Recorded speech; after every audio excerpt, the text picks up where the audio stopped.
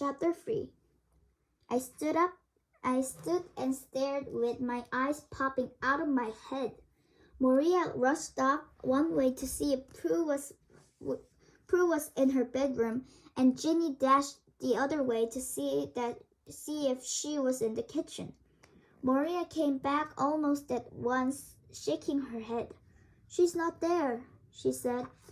And then there was a humongous roar, and Big Claire was standing in front of us, waving a soup ladle. Jenny was behind her, looking pale. I tried to make myself look as tall and as defiant as possible, although my heart was pounding.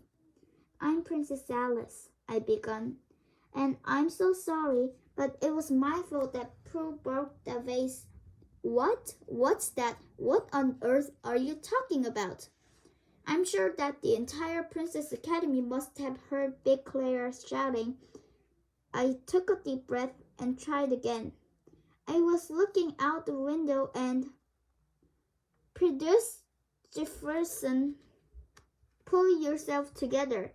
I had quite enough trouble from you today. Now what's this nonsense that Ginny has telling me about the garden?"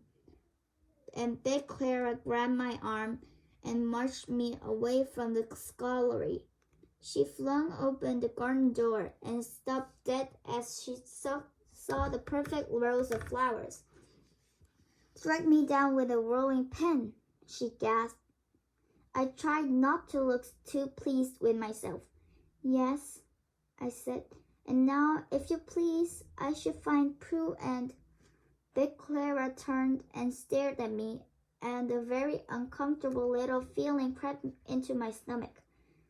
"I don't know what you're playing at, young lady," she said, "but I think you better stop it right now. I can see the flowers are sorted, and I'm pleased. And you've polished all that silver, and I'm a woman of her word, so you'll all be going to the garden party tomorrow. But we'll have no more nonsense about you looking for yourself, if you please. Now, all three of you into that kitchen." And she turned and stalked back inside, leaving me staring after her. "Maria," I said, and I could hear my voice wobbling.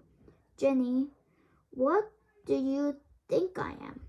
"You're Princess Alice," Maria said. "Isn't she, Jenny?" Jenny nodded. "Yes, but she does look a bit like Prue, and it's never a good idea to argue with Big Clara." I couldn't believe my ears. I swallowed hard, but then there was a massive roar, and Jenny and Maria seized my hands and whisked me into the hot and steaming kitchen where Big Clara was waiting for us.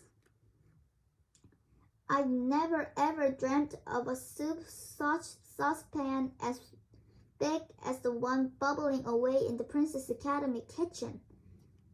Big Clara was stirring it with an enormous wooden spoon. "Hurry along, girls," she ordered. "Everything needs to be out on those trays. We got 50 hungry princesses waiting for their supper. Maria, you fetch the bowls. Jenny, fetch the spoons. Prue, cut up the bread." And there I was, slicing up a loaf of bread as if my life depended on it. I cut nearly the whole loaf when Big Clara came over to see how I was doing. "Roll me up in a pancake," she snorted. Whatever's come over you, girl? You'll have to start all over again. Princesses like their bread thin and dainty." "No, they don't," I wailed, and I knew sounded totally pathetic, but I just couldn't help it. My feet hurt, my arms ached, and I cut my fingers twice.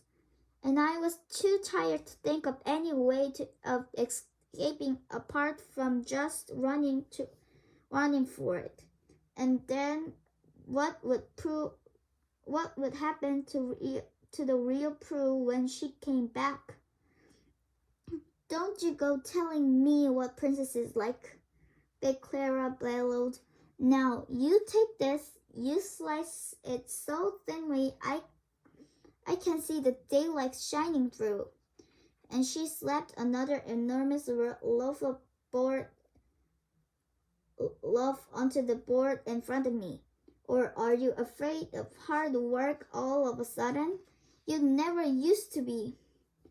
Did I burst into tears? Oh, so nearly, but I didn't. If Prue wasn't afraid of hard work, then neither was I. I took a deep breath and told myself I was a perfect princess and I could do it.